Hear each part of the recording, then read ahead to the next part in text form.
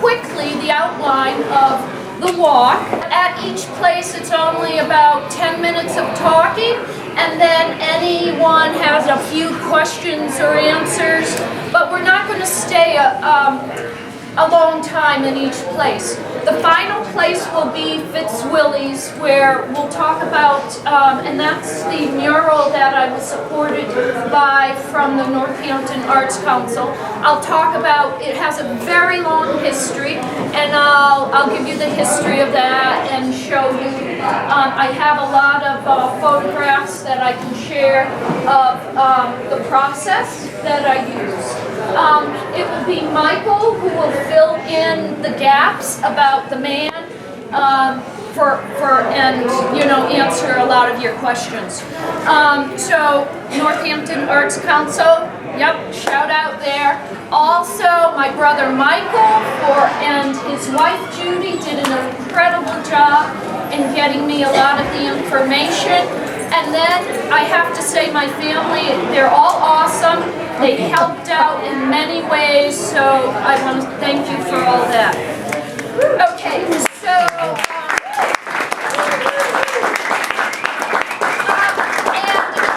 there was an article in the paper, and since that article I've gotten almost 10 emails from people who have known Jimmy Waldron personally, who have work of his that they never really realized was part of that collection. So the whole project is really picking up speed, and I really appreciate your interest.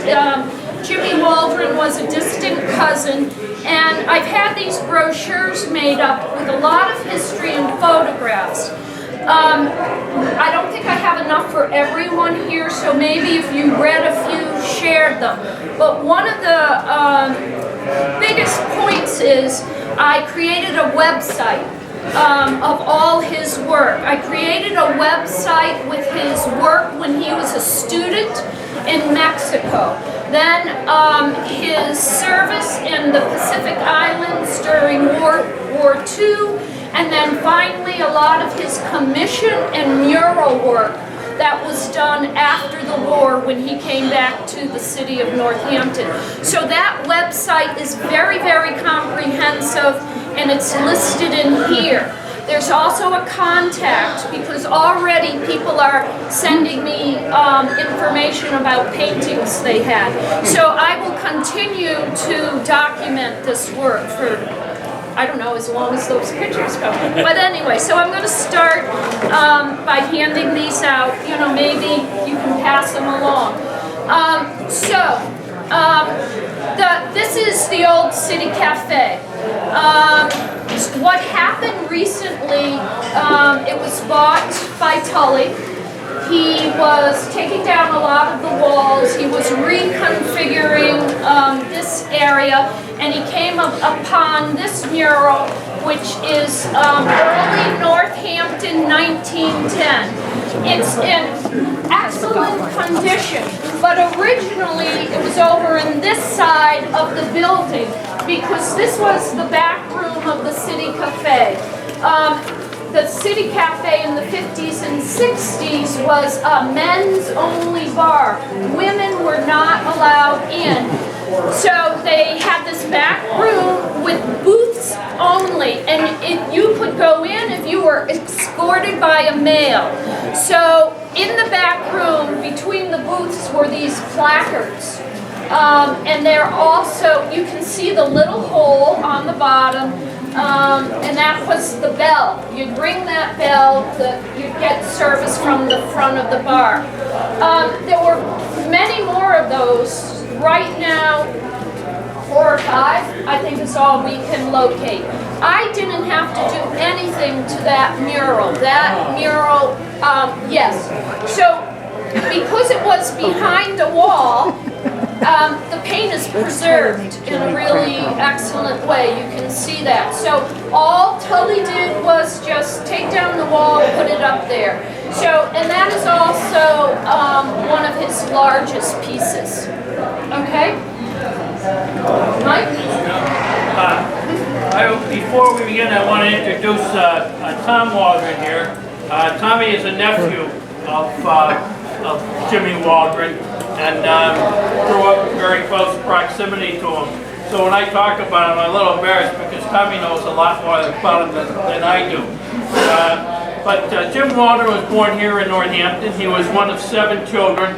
The family remained very close throughout their lives. At least 4 of them were single all their lives. John, Jim, and 2 aunts that we knew well, Ian and Grace, all lived together in the family home on 5th Avenue. Jimmy had converted the shed in the back to a studio, and that's where he worked every day. Jimmy, well, let me just say that he went to St. Michael's Grammar School, elementary school, and high school. Afterwards, he qualified for a scholarship to Paris, but Europe was disrupting in those days. It was pretty dangerous to go and very expensive. So he did study in Philadelphia, later in Mexico. He joined the Army when World War II broke out. He was assigned to the Army Air Force. We had no independent Air Force at that time. He spent most of his time in the Pacific Theater. So we have some paintings in the brochure there, and that's when Joni began to analyze his work. When he came back in 1945, he was first a member of what they called the 5220 Club. Veterans, when they came back, they didn't have a job right away or go to school. They got $20 a week for 52 weeks. And most of the veterans here in Northampton hung around the Draper Hotel, which is up where Faces is now. It was a place where they had a lot of camaraderie. They had a lot of practical jokes. I was friendly with something you might remember, Colonel Tom Hogan. And Hogan had 1,000 stories about the pranks that they'd play on each other out of there. Jimmy was part of that group. The difference between him and the others was when he was hanging around those places, he'd talk to the owner and he'd start painting murals on the walls. He did the Draper. He did down here, which was Krause's cafe right after World War II. He did the old Water and Hole, which is known as Jerry Lucy's in those days. He did the Draper Hotel. He did Rahar's across the street, and the last piece we see today is going to be the one that came from Rahar's. But Rahar's had a Coolidge room, and he had a history of Calvin Coolidge, a painting of him being sworn in as president. He had a picture of the funeral in Northampton. It was probably the biggest funeral that we ever had here. I don't remember all the others, but he did an awful lot of Northampton history in his murals. In 1954, there was a professor, famed professor at Smith College named Larkin. I can't remember, Oliver Larkin. And Oliver Larkin, who was a very well-known, noted art expert, wrote a book about Northampton and the artists who came out of it. And the last thing he talked about was how Jimmy Waldron was capturing Northampton's history in the murals throughout the city. And he wrote that at the same time Jimmy was painting up Northampton. The best place we have survived, of course, is not the Aquavita, the Joe's Cafe, which is the last stop. I do want to say that Jimmy always presented himself as a professional, and he wanted to elevate art to a profession like a doctor or a lawyer or an accountant, and he got up and started work every day at the same time and opened his studio at 9 o'clock. He always dressed in a coat and a tie. Even when he was painting portraits, he might drape himself with some kind of cloth to cover it up, but he wanted to present himself as a professional. He never taught. He never moonlighted on other jobs. He was a full-time professional artist. He listed himself in the city directory for 20 years under that title, and he was in many ways a pioneer. He brought art to the people here in Northampton. He was also in the Aquavita over there, and I'm missing a couple. German Hall. He did German Hall. There was a great big picture of some Germans dancing, and That's been covered up. He did Little Italy up off Green Street. That went down in a fire in 1963, 62 or 3. And they're, gosh, they're probably missing half a dozen places. I'll say that the work at Aqua Vita is no longer there, but thanks to my brother Tony, the last night it was open, he went and he documented all the walls, and so all those murals are on the website. So if you're wondering what that work was, those murals were scenes of Venice, Italy, and it looks like street scenes of Rome. But there are at least 10 to 15 images from Aqua Vita on that website.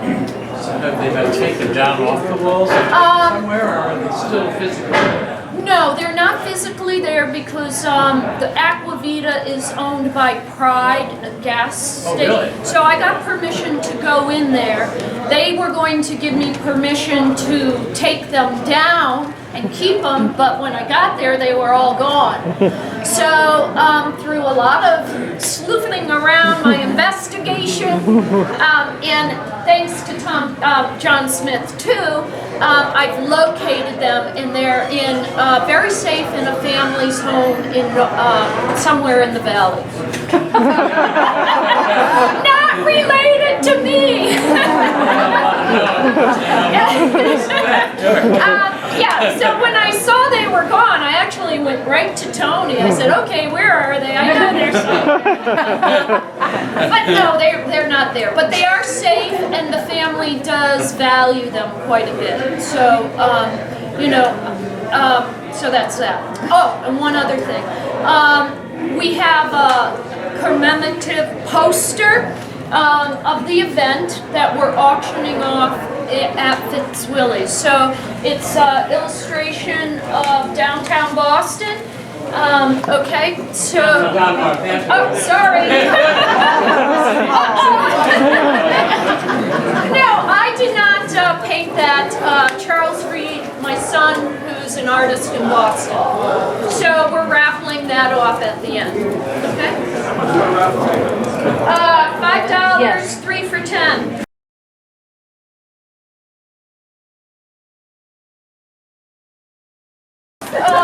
Project. Jump right in, someone let Megan Sullivan, the owner of Joe's, who's here tonight, great establishment, big watering hole for Northampton. So when there was a lot of cracking, there was a lot of light damage on the wall, and so what I did here is Megan was very clear that she didn't want it to look new. She wanted to keep the feeling of the atmosphere and age. So the first thing we did was we took down all the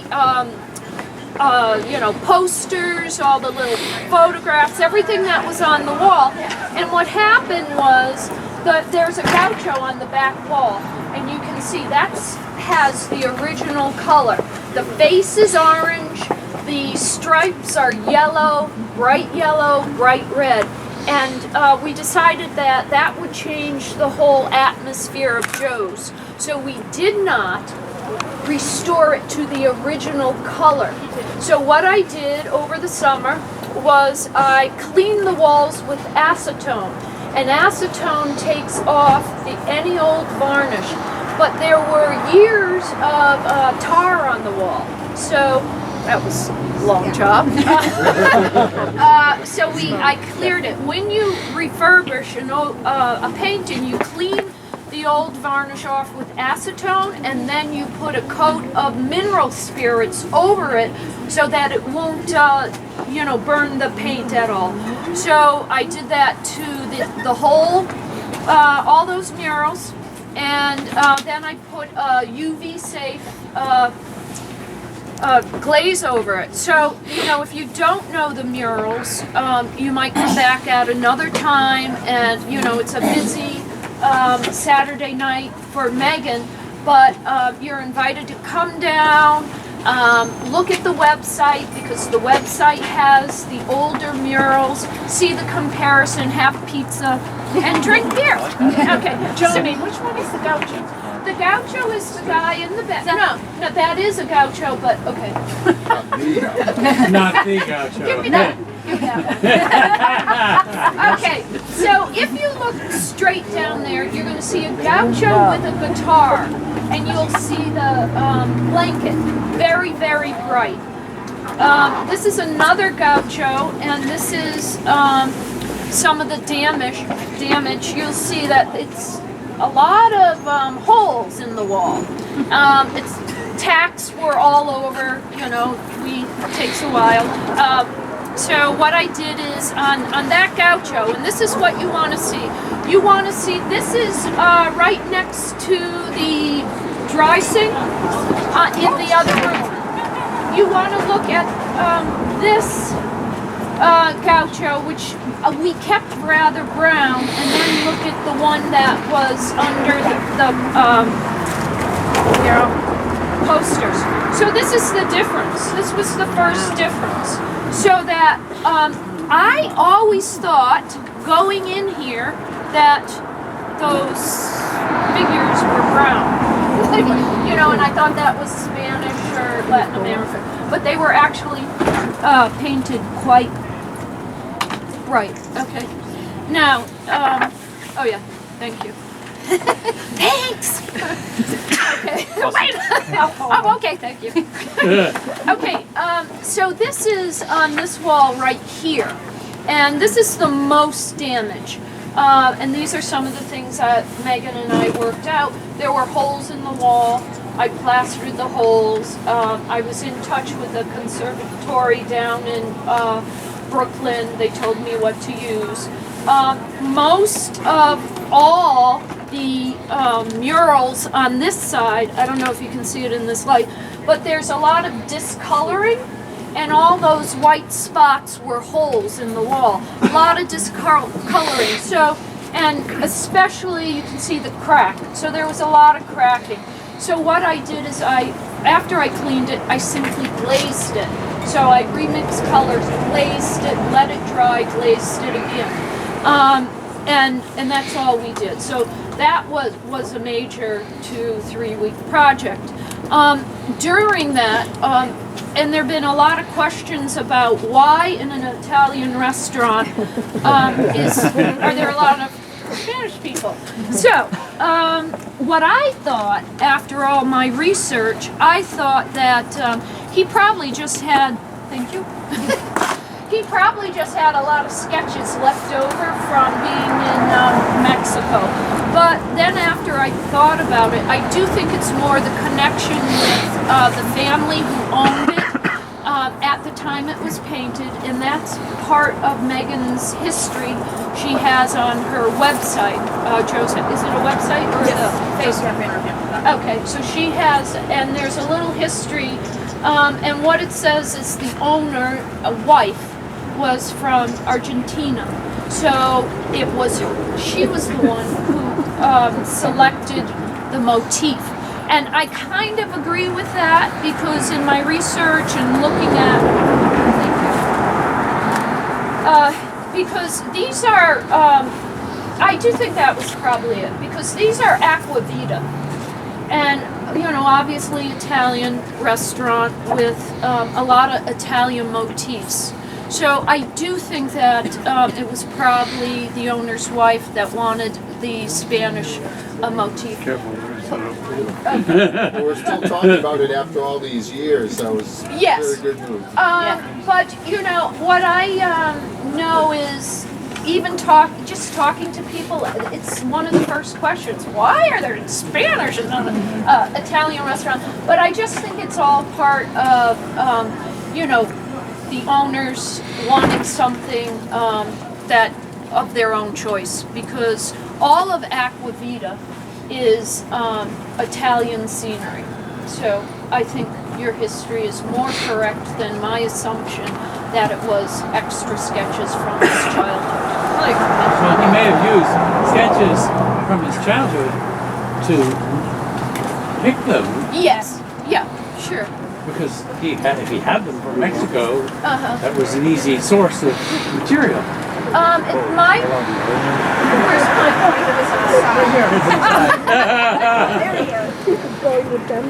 Okay. You know those two paintings in the back? Weren't they taken from a different restaurant? I don't think so. I'm not real sure. You know, until you started doing this, I don't think I ever looked at them, and I've been in there 100 times. 100. Very simple. Okay. Thousand. The past couple of weeks. You know, it's always, I probably saw them, but it's the purchase of the city of Northampton, which included Williamsburg and Hatfield and West Hampton, Southampton, East Hampton. They purchased from the Indians. They gave them what at the time was a pretty fair price for it. And what's interesting most about that signing of that treaty was that there were 5 that signed it, 2 of them were women. 2 of the Indians that signed it were women. But the other one is a ferry that crossed. You can see Mount Holyoke up there, so it must have been, I don't know, 1840, 1850, somewhere around there that was depicted. But I think that was he did that. You think that Yeah. those were here? Yeah, I think they were there. They called that. There's an old sign that says the Northampton Room was always there, so that's why I think they're depicted. Okay. He was mostly noted for his historic Northampton pictures, and that's all that.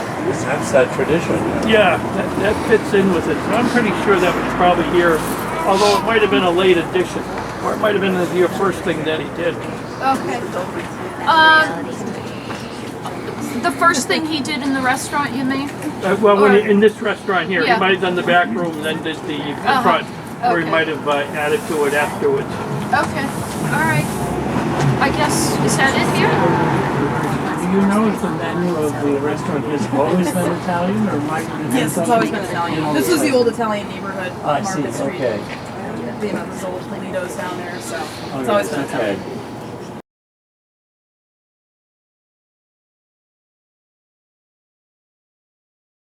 Is in that flyer I have. 7 Old South. 7 Old South, I think. Old South Street. Okay?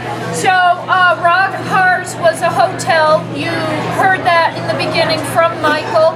But when Perry's best friend was, his name's up there, Herbert Bridgman, and he worked for the Brooklyn Bugle.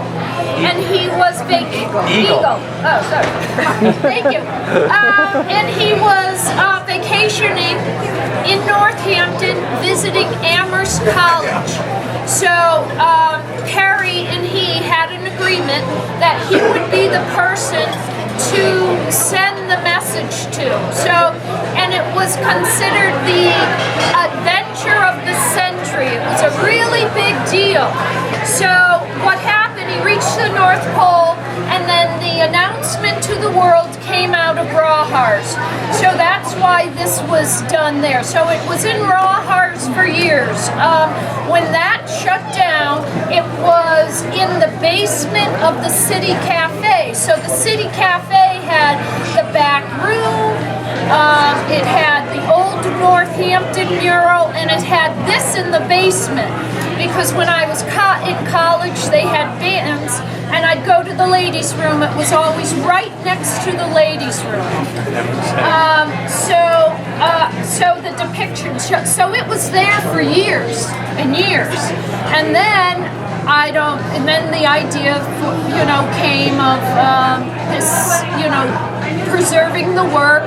Megan Sullivan gave me the job at Joe's, and I began to think of this, and I went back to find it, and it was still in this basement of, well, it's Tully's now, yes. but they had the ice machine connected to it. So the ice machine, the pipes were next to it. Someone obviously drilled a hole for where there was a light switch. There were holes all around around the base of it where people had put nails in to hammer up other things over it, like picture frames. So really, it's very, very hard to see. But that's why I showed you at Joe's.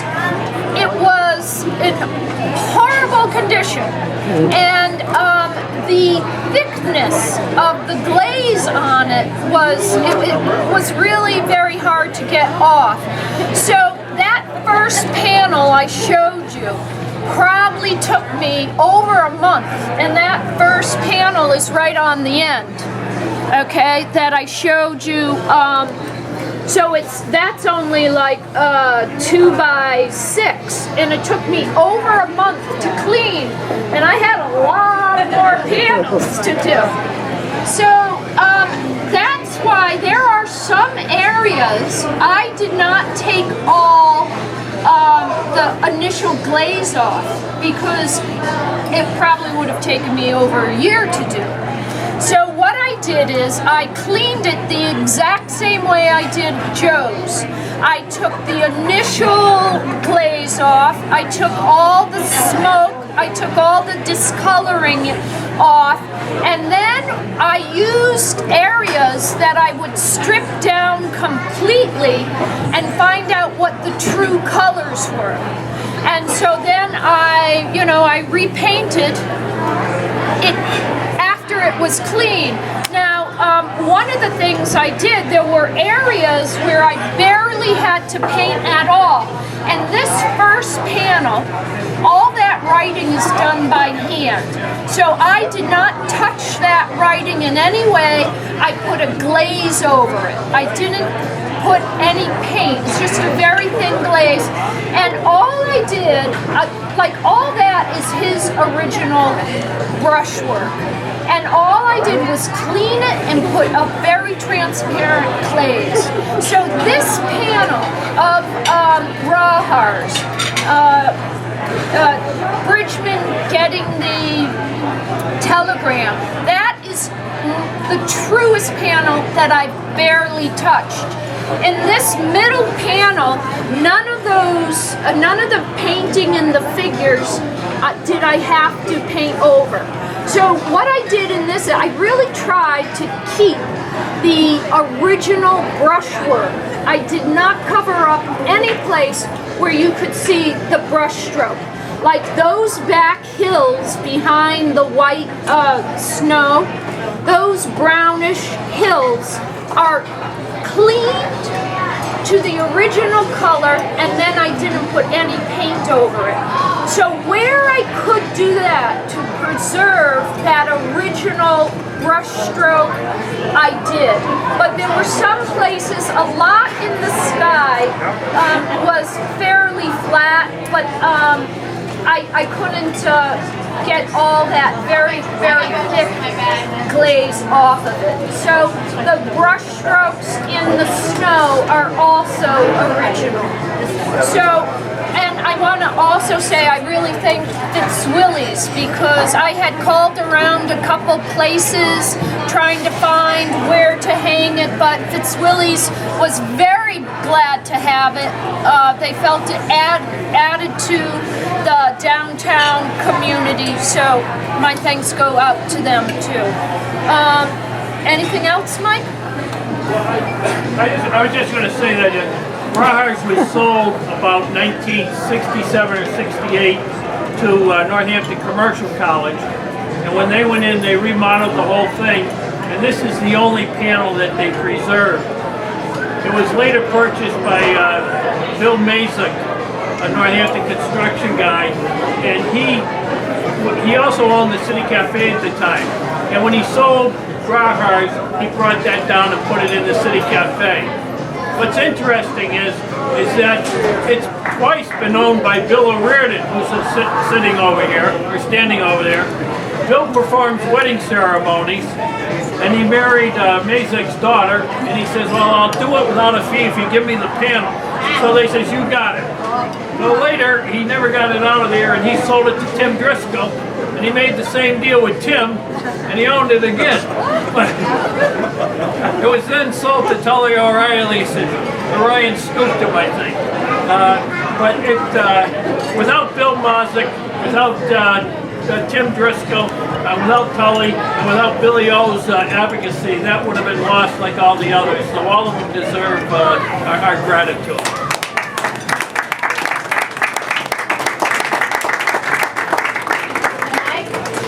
Were these conks meant to hang right next to each other, or were they spaced? No, they were all together. That's just the way they were in there. That room, by the way, is just how Rahar's lobby looked when I was a kid. That's the main desk. Yeah, that's the main desk, and that's where he got the telegram. They took it out of the safe. You see the safe open. There was a code word that meant that Perry had discovered the North Pole. And all over the world, when it was announced that the North Pole had been discovered, it said the date line was AP Northampton, Mass. So it was a big deal then to have the discovery of the North Pole announced here in Northampton. Once he got that code word, then he called his newspaper, and the article was already written. It was written two ways. One way he made it, one way he didn't. And that panel in the middle is as soon as he got back to a place where you could make a telegram, he landed and he fired off the telegram so that what's his name there in Northampton would have it. So when he went to his office, and it was forwarded here to Northampton and Rahar's End. So that's the story of the panel. How about the controversy of going to the pole and what they said about Perry? Oh yeah, well a lot of people claim that he never made it. There's others that say, who was the guy that Cook beat him there, and therefore there was a big controversy between. It was like whether Peyton Manning or Brady is the best quarterback. I mean, each team had their advocates, and they argued for 10, 15 years in the newspapers of whether it was Cook or Perry who actually discovered the North Pole. Now they're not sure that either one of them did. Yes, that's right. Yes. The quote that they said when they decided, I think it was National Geographic decided who it was, and nobody liked Perry. So how they said it was, Dr. Cook is he's a gentleman and a liar, and Admiral Perry is neither.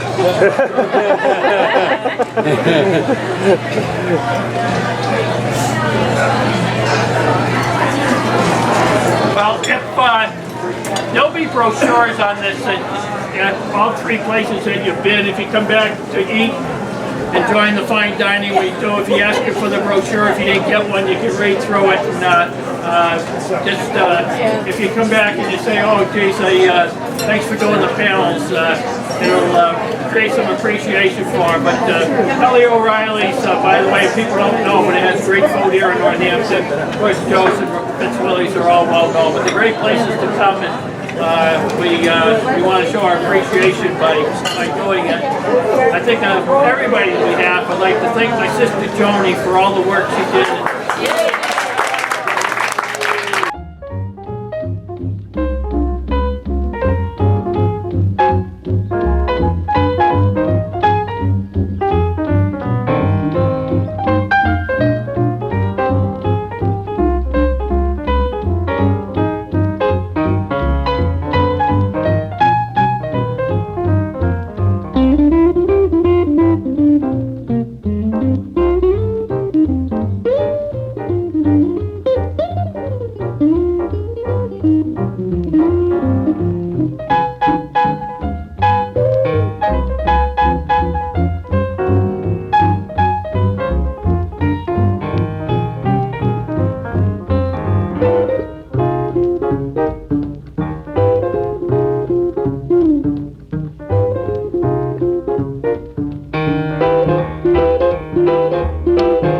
Straighten up and fly right. Straighten up and stay right. Straighten up and fly right.